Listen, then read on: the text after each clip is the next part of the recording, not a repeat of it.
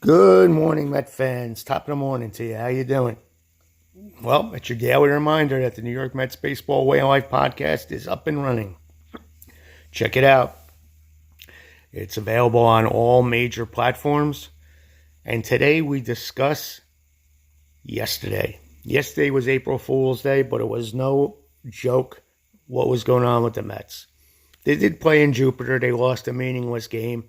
I wasn't even sure that game was going to be played. It was pouring rain after 2 innings or so, but then they continued the game. And basically, it was just guys who have no chance in hell of making the team on that game from that point on. And the Mets lost. Some of the bright spots were Alex Claudio doing well. But all the regulars were out after like the third inning, so the game was meaningless. What was not meaningless, unfortunately, was the Jacob deGrom news. Now, reports are it's not as bad as it may have sounded originally, that he will be able to come back and pitch after a couple of months, so that's the good news. But the bad news is we'll be without Jake until at least June. We cover that in detail. And we cover about Max Scherzer and his hamstring. What's the deal with that? Listen to the podcast, find out.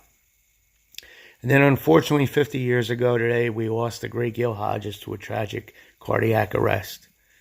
We go into details on what happened that day and why Gil's death had such an impact on the Met organization for the next 10 years. It wasn't good news at all. Not good news at all what happened with the Mets after Gil passed away. And it's probably the darkest days in Met history occurred in the next 10 years or so.